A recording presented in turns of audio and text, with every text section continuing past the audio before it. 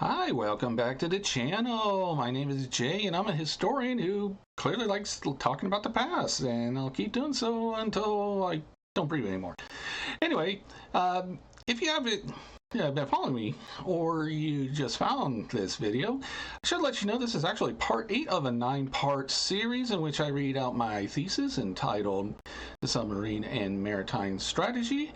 And this is actually the conclusion. And next week I'll be going over some additional research I've conducted since then. Not as much as I would like due to life being like just happening. And as Prince said, we're just trying to get through this thing called life. So with that, today I'm going to read out the conclusion, and it's just titled Conclusion. So let's get into it. With the submarine shown as an effective offensive weapon during the First World War, it is an example of intentional naval planning and defining a role for this new weapons platform when adopting it into service. The old adage that necessity is the mother of all inventions is proven by this example of the pairing of the strategic maritime objectives of the Royal Navy, Imperial German Navy, and the U.S. Navy, and the incorporation of the submarine into their fleets after the beginning of the 20th century. For Great Britain, the submarine served as a first line of defense to protect the home islands from an invasion, making it a deterrent weapon, and allowed for the capital ships to focus on defeating any enemy fleet. Germany would have the most naval success by employing their U-boats in guerre de course patrols against shipping sailing into Great Britain and France, although they were intended to provide the vanguard for the high seas fleet during a major engagement. Submarines in the United States allowed for the cruisers and battleships to be deployed on missions to enforce the Monroe Doctrine throughout Latin America and encourage European adherence to the open door policy in China. A lesson for today's naval planners. There have been examples of new weapon systems being developed that showed early promise but ultimately failed to fulfill their intended role or were plagued by issues due to the new technology being deployed. Some of the most infamous examples came from the U.S. Air Force with their failed XB-70, YB-35, and YB-49 bombers. Yet, there is a recent example of a naval weapons platform that was maligned with development issues. The Littoral Combat Ship, LCS, was a concept introduced by the U.S. Navy during the early years of the 21st century to provide the fleet with a vessel that could operate in shallow waters close to shore. As the ships were developed, naval planners added different roles that this vessel needed to fill.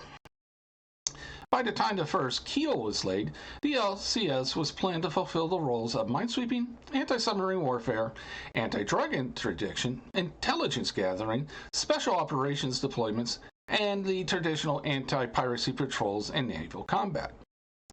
In an attempt to keep the acquisition costs of the ships themselves low, naval designers chose to develop interchangeable mission modules for the vessels.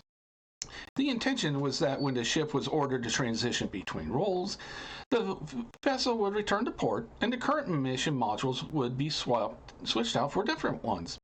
The interchangeability of these modules was planned to allow the Navy to have one ship type fulfill the roles of what had been previously multiple vessels. As the LCS program continued to evolve, it began to incur issues with mission modules falling behind in the development. Incompatibility of these modules with the two ship classes being built and cost overruns. Additionally, the ships suffered numerous mechanical failures after they were commissioned, requiring major overhauls and embarrassment for the Navy. As of 2020, when this thesis was completed, the first 4 LCS vessels are already slotted for decommissioning after less than a dozen years in service, and the rest of the ships in commission or under construction are undergoing retrofitting to convert them into traditional frigates. The LCS program should not be viewed as a failure of technology to fulfill its intended role, but rather as a program that was hampered by the lack of a clear purpose in achieving the U.S. Navy's overarching strategic goals. While there was a need at the beginning of the 21st century to replace the Navy's aging frigates and the need to introduce a ship that could operate in shallow coastal waters, the LCS program was quickly plagued by mission creep. Rather than having a defined role to fulfill at the beginning of the program to guide the project, naval planners continued to add in ever-expanding and diverse missions for the LCS to combat. Therefore, the multiple tasks that it had to fulfill, without a clear purpose in aiding the Navy's strategic goals, was the LCS program's Achilles heel. Had naval planners looked at the introduction of the submarine into the world's great navies during the decades leading up to the First World War prior to starting the LCS program, they would have avoided the mistakes and issues that plagued them. The submarine was adopted by the Royal Navy, Imperial German Navy, and U.S. Navy after it had been developed independently by private inventors and the French Navy. The United States and Great Britain introduced the submarine into their fleets quickly because it would play a role in their strategic objectives by providing a vessel that could stealthily defend the coasts of their homelands. Germany eventually constructed submarines after they had developed far enough to show that they could be used as an offensive weapon.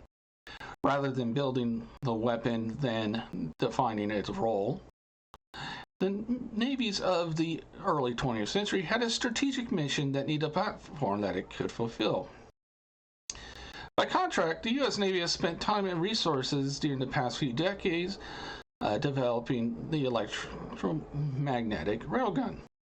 While seemingly a technology that fit better in a science fiction universe such as Star Trek, the railgun uses electromagnetic energy to propel a non-explosive projectile at speeds in excess of Mach 7. This projectile uses kinetic energy to destroy its target rather than explosives that are used in missiles and torpedoes. Due to the decommissioning of the last great Iowa battleships in the early 1900s, the United States has had a need for a new weapon system to provide naval fire support to troops ashore. The current 5-inch guns on board the Ticonderoga class destroyers and Ticonderoga class cruisers and Arleigh class destroyers, while equivalent to most artillery pieces used today, lack the devastating power that the 16-inch battleship main guns provided. Furthermore, because the railgun's projectile does not require a propellant, each ship that is equipped with one can carry more rounds and remain on station longer before needing to break off for replenishment. The most important lesson that history has presented in the development of the submarine by the Royal Navy, Imperial German Navy, and the U.S. Navy is that these strategic maritime goals should dictate the ships and weapons that are needed to fulfill these objectives. The LCS program is an example of the failure to develop a weapons platform with a clearly defined strategic purpose. On the other hand, the electromagnetic railgun, while still several years from being deployed on active ships, shows that great technological leaps are possible when there is a strategic need for the weapon to fill.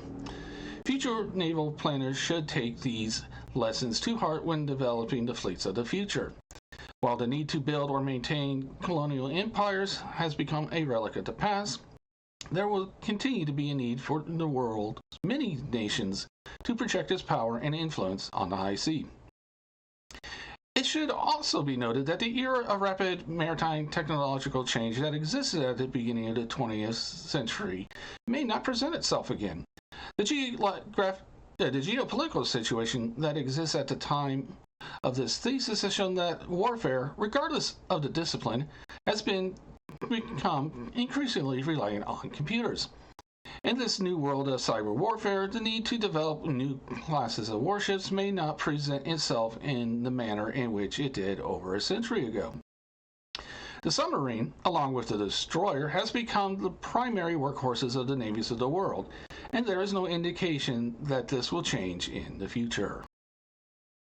Areas for future research.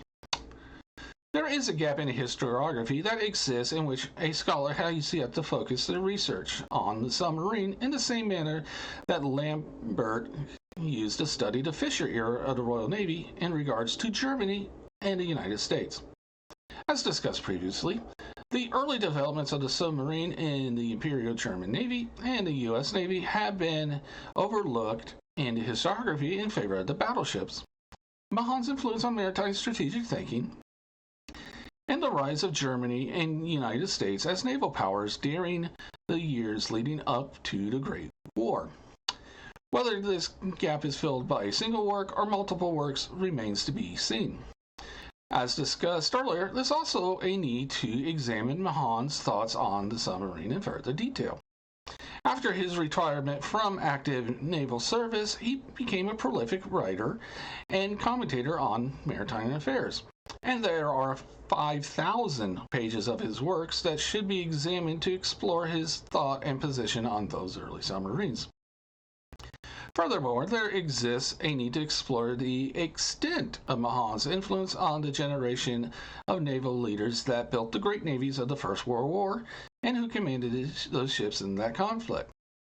As suggested earlier, there is evidence that Mahon had a stronger influence on the generation that fought the Second World War, and his books were initially used as justification for the naval expansions of the early 20th century. Additionally, there exists a need to explore the threat that Germany could have posed to the United States had it been able to expand into the Western Hemisphere. As mentioned earlier, Germany did not recognize the Monroe Doctrine and harbored a desire to colonize South America. This caused the U.S. Navy to begin making plans for a naval campaign against the High Seas Fleet in the Caribbean as early as 1903. As fate had it, this threat did not mature to the point of threatening American security in Latin America, as the battle fleet of the Imperial German Navy was kept in check by the Royal Navy during the Great War. Finally, this thesis is just the beginning of what promises to be a long-term project. While it was written to fulfill the academic requirements to obtain a master's degree, there exists a desire to expand on this thesis, whether as a dissertation in the pursuit of a document or as a published book. The gap in the historiography regarding the strategic planning of the world's great navies and the submarine during the years leading to the outbreak of the First World War should be filled in. It was for that purpose that this topic was chosen. Summary. While new weapon systems are attractive to military planners and politicians, they must also serve to fulfill a defined role in achieving a nation's strategic goals. The early days of modern submarine development and their adoption by the key navies in Great Britain, Germany, and the United States provides an example of how the strategic maritime goals determine the role for these vessels. Rather than introducing these boats without a predefined task, these fleets had a role that the submarine could fulfill and refine their capabilities based on this. Great Britain came into the 20th century with the need to defend their vast empire on the high seas, protect the home islands, and bring the cost of the Royal Navy down. Fisher's reform and his promotion of the flotilla defense strategy set the Royal Navy down this course, of which the submarine was a central feature. However, the course of the maritime actions of the First World War did not provide an opportunity for the flotilla defense tactic to be tested. Regardless, the Royal Navy continued its dominance throughout the war, especially after their strategic victory at Jutland. It would be after the Second World War that Fisher's vision of submarines, along with destroyers forming the nucleus of the navies of the world, came to fruition. In essence, while the technology has advanced since the early 20th century, Fisher will still recognize the composition of today's Royal Navy as the one he had advocated for, and would be delighted that his concepts have been adapted by the rest of the world. Kaiser Wilhelm II spent the majority of his reign building the fleet that he had longed for. Under Tirpitz' guidance, the submarine, while adopted later than the British and American navies, came in when the vessel had undergone enough development to show its offensive potential. Despite this delay, the U-boats quickly became a menace, lurking just beneath the waves, waiting for its prey to come into range. Tirpitz, while disappointed that his battle fleet was relegated to the sidelines in favor of the Army after the Great War broke out, had shown enough foresight to give the U-boats a chance to change the shape of naval conflict with their campaigns on merchant shipping. The United States had emerged onto the world stage as a major power after their success in the Spanish-American War. With a combination of large coasts and overseas territory to defend, and foreign policies to promote, namely the Monroe Doctrine and the Open Door in China, a large navy was necessary. The submarine was well suited to assume the coastal defense roles, thereby allowing the larger cruisers and battleships to be deployed overseas to project the power of the United States. As the threat of war came closer, the Naval Act of 1916 provided funding for 67 coastal submarines, which would allow for the Navy to deploy its battle fleet abroad. Having the submarine in service as a coastal defense weapon when the United States entered the war allowed for the surface ships to be used as convoy escorts or augment the Grand Fleet and Scapa Flow. The attraction of building these ships due to the availability of new technology will always exist. However, it should be the maritime strategic goals that determine whether that technology should be incorporated. The Royal Navy coming into the 20th century was not known as an institution that led the way in developing new technology, yet it was at the forefront when it came to introducing submarines, wireless telegraphy, and advanced fire control systems into their fleet because these items served a purpose in achieving their strategic goals. Likewise, the United States adopted the submarine early because it allowed for the defense of American territory while leaving the cruisers and battleships free to enforce the foreign policies and strategic goals that were required of the U.S. Navy. Finally, Germany began to acquire U-boats once the offensive potential had matured to the point where Tirpitz could justify these purchases because it fulfilled the strategic goal of bringing the battle to the enemy fleet. And that was the conclusion of my master's thesis submitted 5 years ago. There have been some updates to some of those programs I mentioned in the years since, and I will go over those next week as well as giving you an update where my research is. So if you got this far, thank you for watching. Please like, subscribe, and share with someone you think would like it. If you're going to leave a comment, please be kind to each other, and I will see you next time. Bye-bye.